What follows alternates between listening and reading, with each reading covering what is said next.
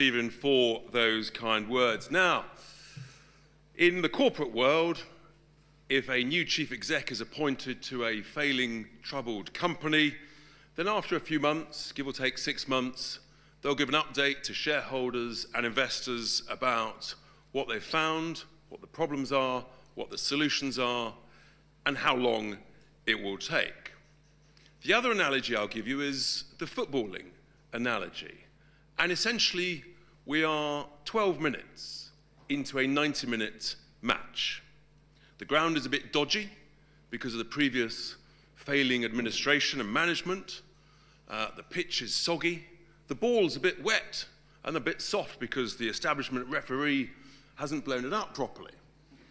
But we're pushing on.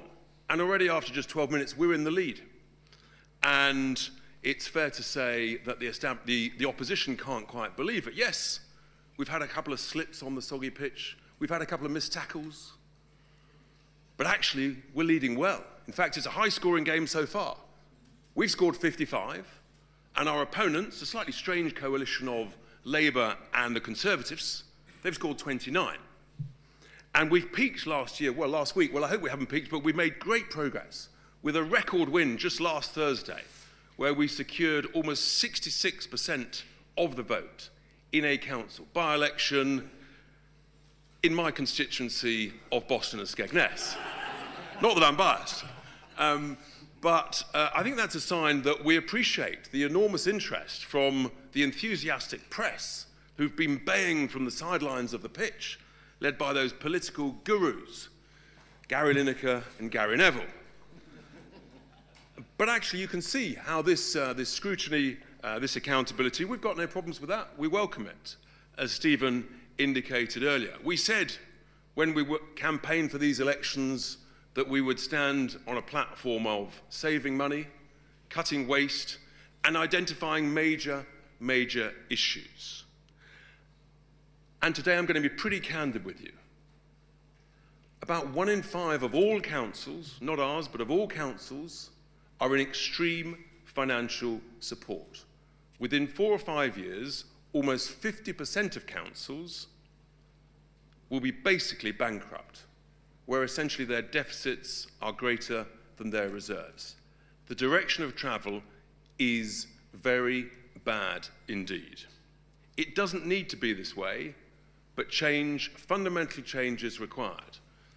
And what we're identifying is, yes, we can save money in numerous areas, but there are other areas where actually there is a change of regulations and statutes that are required. And if this government doesn't do it, then a reform government, after the next general election, will urgently bring in major reforms to local government in order to achieve this. Now, you recall a couple of months ago, I gave a press conference about what we've identified with regard to the local government pension schemes, where we have discovered, nobody else had previously, significant overcharging to a factor of at least 5 and massive underperformance. And I think it's fair to say since then, the investment management industry is a little bit grumpy with me. That's fine. But also, the numbers, the underperformance to the 5 years to March 25 are even worse than we feared. Just in our councils alone, the underperformance relative to the benchmark that I set, £2 billion every year for the last 5 years. This is the big one. This is the most significant sum of money of everything that we are looking at just across our councils. And that's why we're taking it incredibly seriously. We've also got genuine concerns about what's going on with some of the consultants and also the valuers, the people doing the actuarial valuations. Frankly, they should be done every year, not every 3 years. But what we've discovered is a genuine concern, that some of these valuers are deliberately overvaluing the future liabilities and undervaluing the future assets in order to keep the employer contributions unnecessarily high. The cynic might say, that's very nice, that keeps the assets under management higher, that keeps the fees higher. So we're going to keep challenging and keep pushing, because if we get the employer contributions right, and when we discover that in one council that's adopted a very similar policy to our plans, their employer contributions now are almost zero.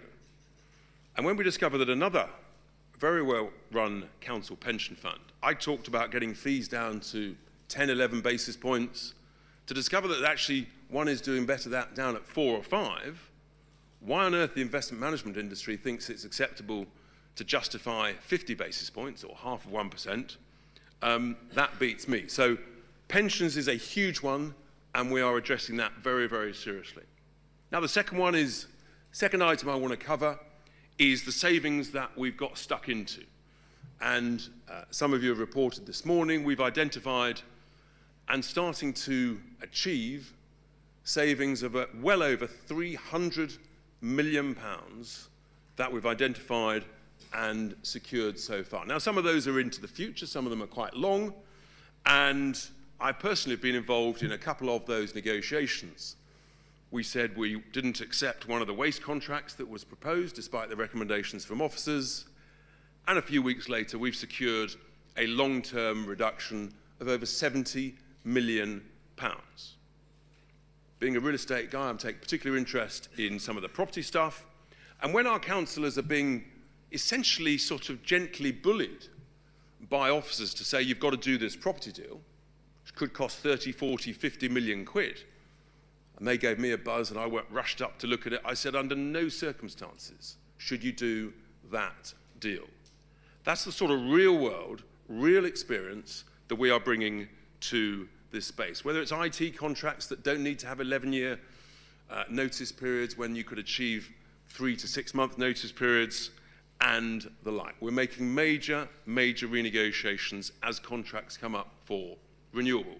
Potholes are incredibly important. 136,000 potholes later, we're very pleased with progress. And that has a real impact, for example, on reducing the claims that councils are starting to pay. So we're making good progress, but there's a huge amount more to do. Some councils have resurfaced or repatched 500,000 square metres of roads and paths. So we are making significant progress. And we're discovering stuff all the time. When we discover that some charities and community interest companies almost have like a free range as to draw down under some framework agreement, 500,000 here, 1 million there, with almost no accountability, no approval process, no responsibility, we're saying, what's going on? Stop. Which brings you on to a thing called delegated powers. We're finding some officers, they have these large delegated powers, £1 million plus, plus, plus, and they sort of view councillors as like cherries on the cake, just be sort of waved at and patted on the head occasionally. That is not acceptable. We are negotiating hard on behalf of the taxpayer. And the third key item I want to raise this morning is the really, really important and difficult issue of SEND, special educational needs and disabilities for children. This is actually, it goes to the core of who we are. And actually for me, it's also quite personal. A very dear friend of mine who had not one but 2 children in a wheelchair, the struggles that he had and his wife to secure the provision that they obviously needed was extraordinary. And in my own extended family, young lad at primary school, told he would need a bit of extra support, and he got that at school. He was never going to be an Oxbridge candidate. Didn't go to uni, was done brilliantly, fantastic job, doing well. To be told by a psychologist in your early 20s that you've got a problem, that you're labelled, that you need to take medication is frankly, and that medication might be for the long term, I think that's outrageous. And what is going on is that SEND is in crisis. And I've been specifically asked by council officers, directors of services, to tell it as it is. We all want the very best provision for the most deserving. I reiterate that absolutely.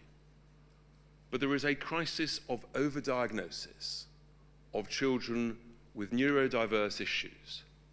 And you can come up with all sorts of new labels, but when you hear that EHCPs, educational health and care plans, are 3 times the level they were 8 to 10 years ago, and that they're increasing in many councils now by between 8 to 10% a year, you say, hang on, our beloved children, they are not 10% more in need every single year. Basic common sense tells you that. So you say, what is going on?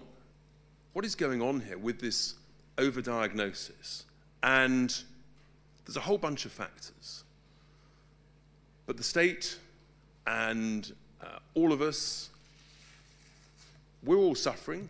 In a sense, we're being sort of, in inverted commas, we've been given a bad deal. But the people who suffer the most are the children.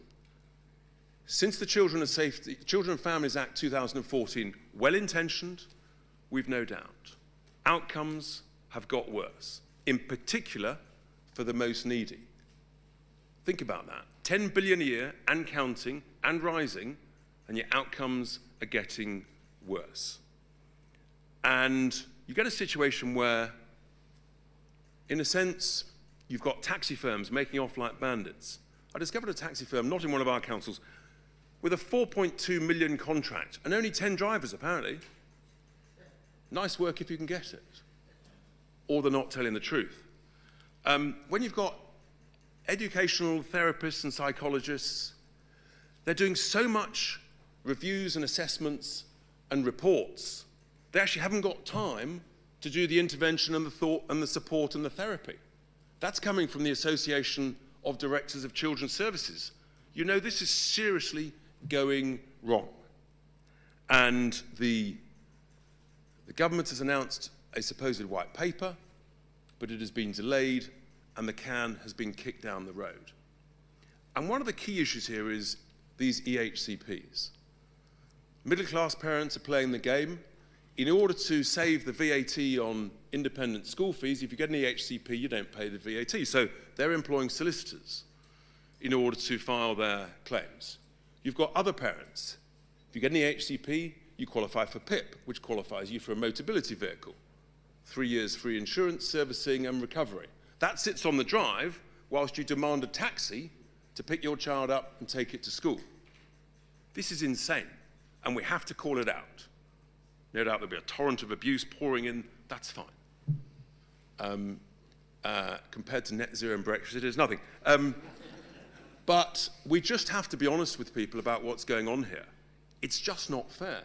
And it's not fair for the children most in need, who are not getting the provision they require in the speed they require it.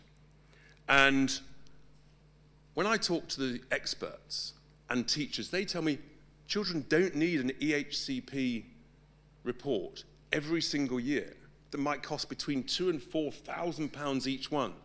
You do the maths on 9,000 EHCPs in one council, it's 25 to 30 million quid. It only needs to be done once every key stage. This is serious money, and it's not going in the right place, and the outcomes are getting worse. And we can change this, the government can change this, and it's absolutely vital that they do. And in a sense, they have our support. And by me telling it as it is and making a constructive suggestion, what they should do, rather than be fearful of their own backbenchers, join a trial. Let's have a cross-party trial. You could take 1 or 2 councils that are led by each of the parties, and you could say for a year or 18 months, we're not going to do annual EHCP reviews. We're not going to allow taxis to take those children to school. Why? Because actually, children are better off being taken to school by their parents or with friends. Which does bring me on to the whole issue of the school transport, which needs a review. Most people will, I'm sure, remember that the School Transport Act was 1944. It's 80 years old. It's not unreasonable to have a review of it and to look again. And I think we should, and I think a cross-party consensus that this is a crisis that is completely out of control. And if we don't address it, folks, in 4 or 5 or 6 years' time, there'll be no potholes filled. There'll be no bins collected. All of the money will be going on send. And we all know that is totally unsustainable. So we're just being candid with people. Those are the three big things that I wanted to update people on today. The pensions, the sort of contract savings we're making, and send. And I think it's so important to be honest and candid about it. Changing send requires us changes to some of the legislation, and if this government doesn't do it, I promise you a reform government will. In terms of the future, well, there's some exciting opportunities. AI will help to improve customer service for council service users, taxpayers, and help with smarter processes. And I think everybody is looking forward to that, and we're talking to some very, very interesting specialists and experts who we want to put in competition with each other. That's why we'll use different people. Then the other area, which is exciting to me, is property portfolios. Billions and billions and billions of pounds of property is owned by these councils. Last Friday, I looked down a list of 1,000 properties in just one council. But I know that with better asset management, we can increase revenues, increase values, sell properties where suitable to pay off debt. So there's a huge amount of extra value to be achieved there.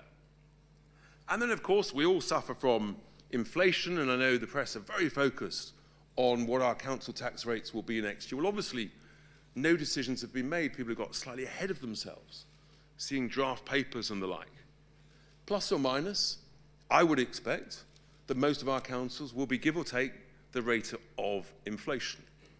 But we're not happy with, in a sense, at whatever the level is, we're constantly seeking savings, which is why we're so focused on these key issues. What we do know is that there's a long way to go. There's a lot to achieve, and we're absolutely resolute. We will make whatever changes are required in order to reform local government to give better value for our customers, council taxpayers and voters. So 12 minutes in, we're going to come back to you on the 18th minute of our 90-minute match in 3 months' time to update you on progress. So that's where we are, and as always, we're delighted to take questions from our friends on the touchline in the media, starting with the BBC. Nick Eardley is here. Nick. Thank you, Richard. Can I ask you a bit more about council tax? What are you saying to reform council leaders who are thinking of putting council tax up by considerably more than inflation? And what do you say to voters who think that your job is to bring council tax down? And if I may, just a second one on the Home Secretary's statement in the Commons later. The government's promising what it says will be one of the biggest shake-ups to the asylum system in a generation. Do you think it goes far enough, and will you vote for it in Parliament? So on your first point, then, with regard to council tax, look, in a sense, I think people have got ahead of themselves. We're working closely with all the councillors, the leaders, helping identify savings. There's a lot to be discussed about employer contributions. There's a lot of work to go. I think some of the numbers that have been banded around are just wrong. But ultimately, of course, we're here to help and advise. It comes down to the elected councillors. They have to make the final judgment. There's that old expression, advisors advise, directors decide. And in this instance, it's the council leaders and their elected councillors that make the final decision at the final moment, which is some way ahead. But as I say, plus or minus the rate of inflation, which at the moment is give or take 3.7, 3.8%. Some people think it may drop. Who knows? With regard to the Home Secretary, she's beginning to sound as though she's sort of putting an application for vetting to join Reform. The reality is, however well-intentioned the Home Secretary is, A, she hasn't got the support and confidence of her own party, but B, while still being a member of the European Convention on Human Rights and still having the Human Rights Act in its current form, she just won't be able to deliver what she's talking about. I do think it's slightly ironic. If we had said 2 months ago in our party conference what she said over the weekend, we'd been caused all sorts of nasty, beastly names. But I'm sure she's well-intentioned, but I don't think it'll amount to a row of beans. Olivia Utley, GB News. Thanks. I understand that individual councils need to make individual decisions on council tax, but your leader Nigel Farage said that doubling council tax on second homes was madness, which makes it sound as though Reform is ideologically opposed to doing that. Can you reassure second homeowners that that's not something you'll be doing in your councils? Thank you. So look, at the end of the day, individual councils will make their own individual judgments. This is a democracy, it's not a dictatorship. They welcome our thoughts and advice and guidance. And there may well be specific reasons why specific councils make specific judgments. Overall, the key focus has to be on getting best value so you keep these bills as low as possible. If we achieve the sort of things and potential and the savings when you change legislation and the like that I've talked about and will continue to talk about, then actually I think we're into a whole different space about where council tax bills really should be. So that's the reality. Ultimately, every council is slightly different. It's got its own unique characteristics. And for those of you who think we've only got one flagship council, they're all flagships in our eyes. Carl Dinan from ITV News. Thanks, Richard. Carl Dinan from ITV News. If I can take you back to the migration announcement that we know is coming later today, do you agree with the Home Secretary that illegal migration is tearing Britain apart, or do you think she's agreeing with you? Well, I think she is talking the language of concerned Reform voters, members, and elected representatives. And she's reflecting the concern. If you talk to anybody on any high street up and down the country, they are deeply, deeply concerned about illegal migration, the scale and speed of legal migration, and the scale of illegality and criminality on every high street. And the BBC did a splendid job following up what I said 3 years ago about Turkish barbershops and money laundering on our high streets. And it's of a colossal scale. And so those are the genuine concerns of ordinary folk who know that something is very, very badly wrong, where you've got shops, barber shops, vape shops, mini-marts appearing on every high street, clearly staffed by people who are probably on the most minimum level of wage, way below the actual legal minimum wage. And that's of concern to everybody. And when there's no customers going in, you think, how can it stay afloat? So, yeah, it's a real problem, it's a real concern for everybody. Rob Powell, Sky News. Hi, thank you very much. It hasn't been smooth sailing in all of your council areas. I wonder why you think you've lost quite so many councils in Kent. I wonder if the leader of Kent might like to comment on that as well. And just on migration, the language we're getting from the Home Secretary is a lot tougher than we're used to from this Labour government. Are you a bit worried that this new hardline Home Secretary might succeed? Has she shot your fox? Thank you. So look, with regard to councillors, look, councillors come and go. We've welcomed lots of defections to Reform from all over the place.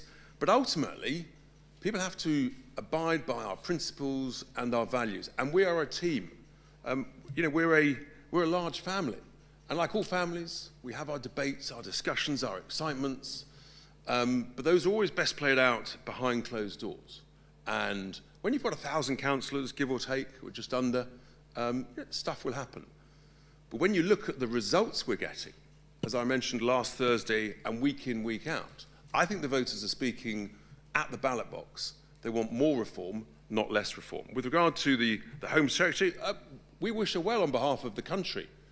Migration, illegal migration, is the #1 concern, without question. Has she shot our fox? No, far from it. What we've done is we've essentially become the mainstream of the debate, and they're all trying to play catch-up.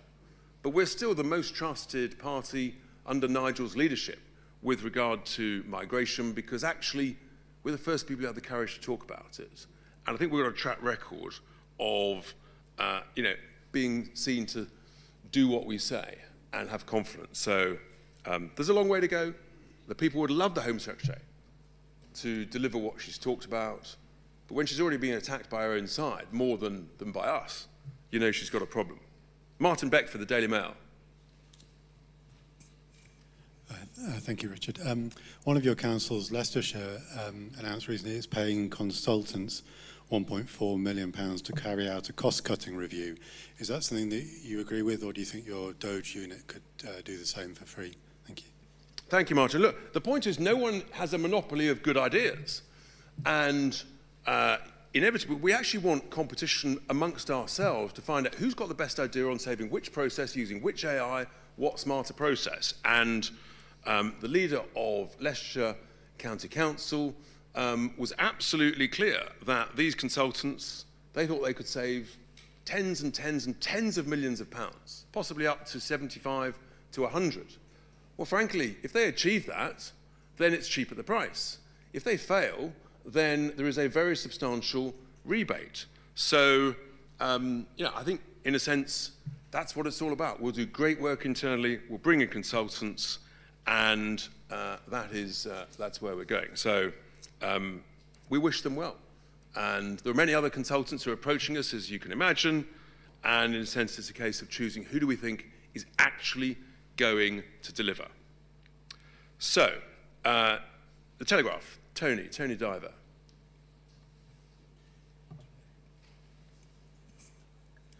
Thank you, Richard. Tony Diver from the Telegraph. Can I ask you a bit more about this point that you made on parents who are trying to dodge VAT on private schools by having their children signed up as SEND? Can you just explain exactly how that works? And do you think there should be consequences for solicitors who participate in that? And can I just ask one more on the immigration, just really directly, will Reform UK vote for these proposals if they're tabled in the House? Will you give them your votes? So look, this is what happens when, smart people will find a way around daft legislation. And this is the inevitable consequences of Labour's absurd policy of charging VAT on independent school fees. It's raising the square root of not a lot, and now actually it turns out it's costing vast, vast amounts. So the best thing the Labour government could do, alongside other reforms to send, is to scrap VAT on school fees, which is it's not generating anything. It's imposing greater pressure on schools and greater pressure on the SEND system. Look, with regard to the Home Secretary's proposals, let's see what is brought forward. I mean, who knows? She might need our support to get it through. Christian Calgie from The Express. Hi, Richard. Very simply, does Reform agree with the latest announcement we heard this morning from the Home Secretary over plans to nick watches and jewellery and heirlooms from migrants who arrive illegally? Yes, I mean, I don't know whether that's been properly reported or what. I think what people's overriding concern is if someone can pay a couple of £1,000s to a people smuggler to get a boat to enter this country illegally, I mean, bluntly, why should the British taxpayer pay any legal aid to them? They've broken into the country. If they've got that money to pay a people smuggler, well, then they can find a friendly lawyer or a nice charity who will do the work for them. Why should the taxpayer pay? It's not right. It's costing us an absolute fortune, and it's the most needy in British society who suffer the consequences. Ted Hennessy, PA. Hello. What can Reform do to tackle what you describe as the colossal overdiagnosis of children with conditions such as ADHD? Thank you. Yeah, thank you. So from the experts and the teachers that I've spoken to and the officers, the best thing to do actually is to push it, almost all of it, back to the schools. The schools know best, the teachers know best, and to stop labelling people. Just say, you need a bit of extra support. You might need a bit of extra time. You've got to the mad situation now where children who don't have any form of label are now starting to feel left out. They're feeling that, in inverted commas, they're the normal minority. This is insane. And it's becoming a sort of school joke. And I'll just raise one more point. The sight of children in classes wearing ear defenders, I'm sorry. This is just insane. It's got to stop. The teachers want it to stop. The heads want it to stop. It's not the right way forwards.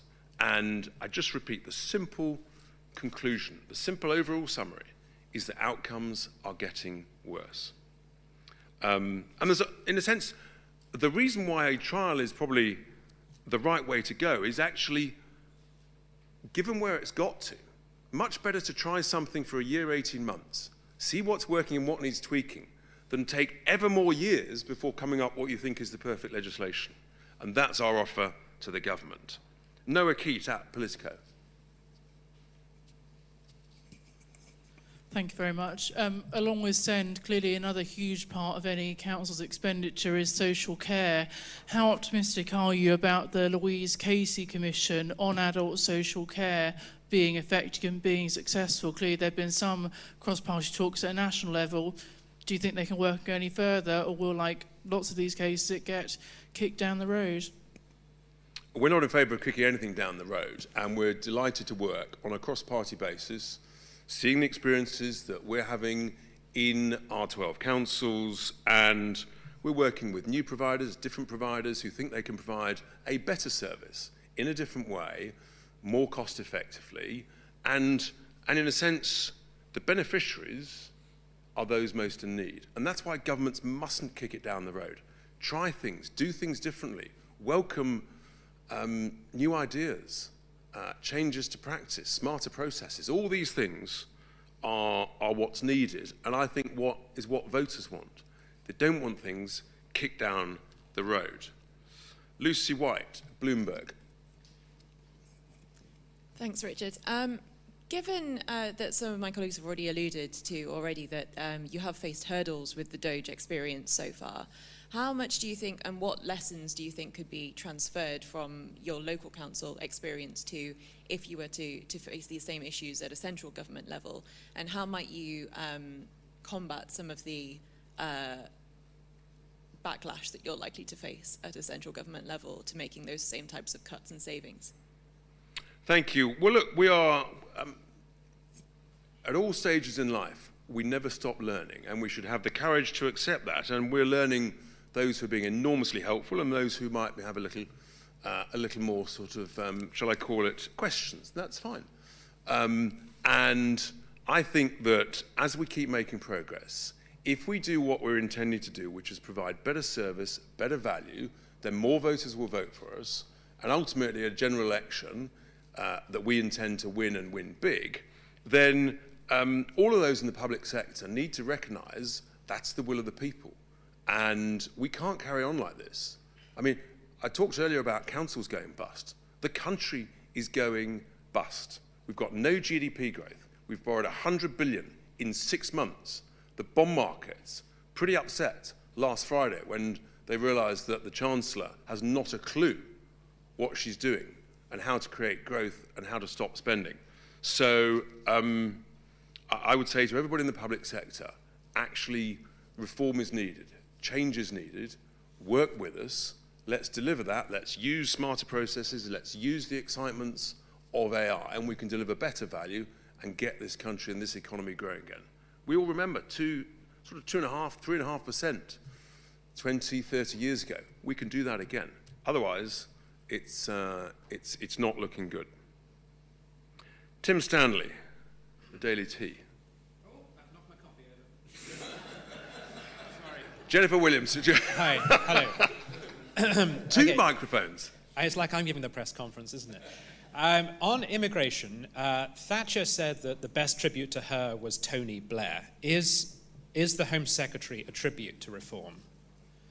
And on local government, we know that we are where we are because of austerity, right? Because of cuts made by the coalition government, by people like Danny Kruger over there, that starved local government of money, and also because there were restrictions placed upon their ability to raise tax. So, given your experience of local government, given you can see the squeeze on things like social care, will you repudiate austerity economics? And if you're elected to national government, will you do the obvious thing and give more money to local government to help them to look after their people? So with regard to your first point, look, ultimately, let's see what the Home Secretary delivers. But, you know, copying is the greatest form of flattery. And we like to lead fashion, we don't follow it. And I think that's what the Home Secretary is doing. With regard to the councils, absolutely the opposite of your diagnosis, which is totally fundamentally flawed. It is just the callous waste of money on processes and things and reports and reviews and assessments that are not needed. It is the issue of gold-plated defined benefit pension schemes that we have to have an open, honest discussion about for future employees. We're in danger of the whole UK economy becoming an unfunded pension liability with flaps. We just don't need to do a whole bunch of stuff that is being done. And that's how you make progress in the private sector, when you eradicate unnecessary processes, unnecessary cost centres, then all of a sudden you find actually you don't need to charge as much for a better product. And I mean, just imagine if we could go back to weekly bin collections. Instead, we hear from councils that they've got to do new food collections with a new different bin, which may well require a different lorry, at the tune of hundreds of millions of pounds. Is that going to improve our bin collections? I'm not really sure. So it's like the enhanced packaging tax this November. It's absurd. It's totally unnecessary. All of these things, scale it back, do what needs to be done, and do it well, do it properly. So I hear the question, but your diagnosis is 100% wrong. Jennifer Williams, The Financial Times. Hello, thanks. On SEND, I wondered if you could just provide a bit more detail about what reform would do to reduce the overdiagnosis of conditions like neurodivergence, and would that include repealing national legislation that has sort of helped lead to an increase in ECHPs? And on local government more broadly, you said that this is not a dictatorship in terms of reform, but you have also listed quite a few examples where you've personally intervened on financial decisions at council level. So who's actually politically running these councils? Is it the leaders or is it you? Thanks. Thank you. So with regard to EHCPs and things, yes, we're recommending to the government that the legal requirement by statute to carry out an annual review of EHCPs is unnecessary. It's $2 to $4 grand a pop, and it's consuming so much time and not providing any extra benefit in the vast, vast, vast majority of cases to the youngster, to the child. And I'm advised by the experts, once every key stage is, as a general rule, is enough. And that's why I say, look, to the government, accept our offer, do a cross-party trial basis, and see what works. And I think we've got to have the courage to say, trust our teachers and the schools more.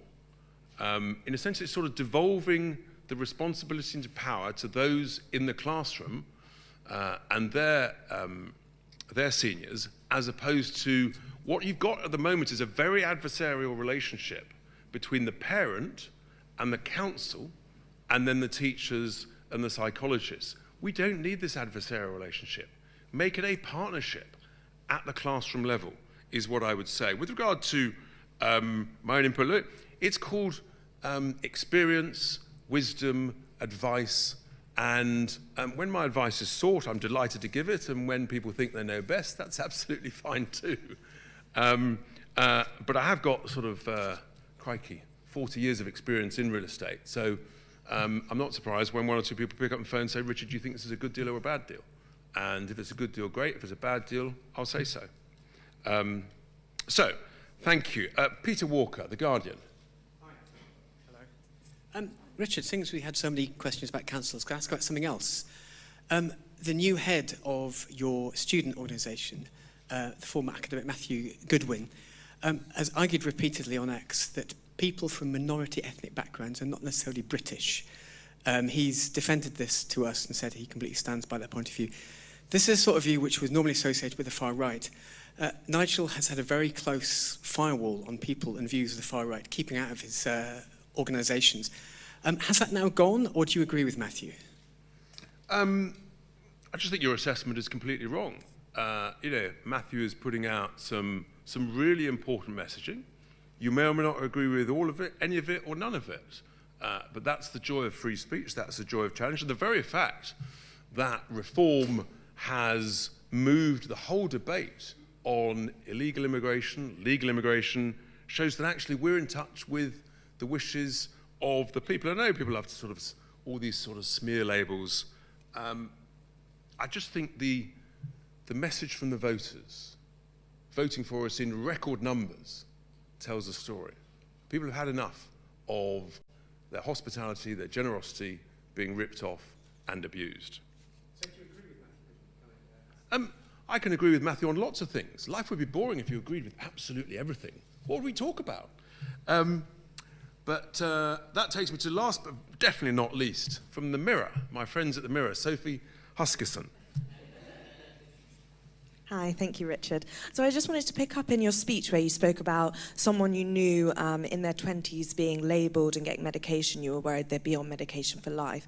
Obviously, I don't know the specifics of what you're talking about there, but I just wondered if you could set out your position on maybe, was it children with SEND that you were referring to, having medication. And a second, if I may, since last. YouGov polling last week found 60% of people in Britain support net zero policies. Do you admit that reform's plans to scrap net zero are not in line with what the public wants? So, look, with regard to the individual case I mentioned, if someone's being really successful, they've gone all the way through school, and in a sense they've benefited from the extra support in the classroom that I touched on just now, to then be told you've got a problem in your 20s, which requires medication, and that might be for the long term, you start to question, what's going on here? Is it the vested interest of the pharma companies? Is it the vested interest of the psychologists wanting more work? I mean, this is a successful young individual. It's beyond me. When that individual says to me, what's going on? I mean, it cuts pretty deep. And I'm thinking, well, if that's just one example, and then you're hearing of children, and I mustn't generalize, there are cases where it is appropriate. I just feel that there's an overdiagnosis, there's an over-medication, and we have to ask deep searching questions on what's going on here. With regard to net stupid zero, well, again, we've moved the debate. 3 years ago, I was not allowed to talk about it at all. But now, actually, I think voters are voting with their feet. The fact that we're winning all of these by-elections, and I hear your poll. Well, polls are polls. I know you'll throw that back at me, but the reality is, when an energy boss admitted 3 or 4 weeks ago that even if the price of gas goes to zero, the price of electricity bills at the next election will be equal or higher than they currently are, we've got a problem. When a senior industrialist says to me, we are in danger of losing 1 million industrial jobs before 2030, we've got a problem. When someone else says to me that the vast majority of the UK automotive market may struggle against overseas competition from EV vehicles, that could be 500,000 jobs alone, we've got a problem. So is everybody agreeing with us on that? No. Have we got a problem? Absolutely. And even the government accepts there's a major problem with energy prices. And if we don't change course, there's nothing they can do about it. One last. Thank you, Mr. Tice, for taking my question. Benji High with LBC. You've been quoted recently as saying the whole point of Doge is about the philosophy of saving money. I'm just wondering how much of this is optics, press conferences and backdrops and such, versus hard graft. Have you actually carried out audit work on reforms councils? Do you have a data sharing arrangement with Kent, for instance? And secondly, we've been speaking to one of the Kent councillors who was suspended in the wake of that leaked call. He's called the local party leadership toxic. LBC has uncovered numerous examples of reform councillors using a choice language on social media. I'm just wondering whether this vision that you're trying to sell is already tainted. Far from it. I think what we've shown today is that we're making great progress. I mean, we've identified on the pensions issue something that no one else has talked about because we're just smarter and better. And, I mean, we don't spend all week doing press conferences. I can tell you, this great team and everybody else, the work that is going on, it's truly humbling, actually. It's 24/7. When I message people at 5:30 in the morning, the amount of times I get a rapid reply and the expertise we've got, so across the board, we're making great progress. And Doge is a philosophy of saving money that I say to all of our councillors, any brilliant idea that you can have to help save money, that is what we've got to do. And with regard to those who've left our family, it's probably not surprising they might have different views and words, and that's fine. That's the nature of it. Politics, it has its joys, its excitements, and occasionally a bit of rough language. You experienced that on the football pitch as well. Thank you very much, everybody. Thanks for being here.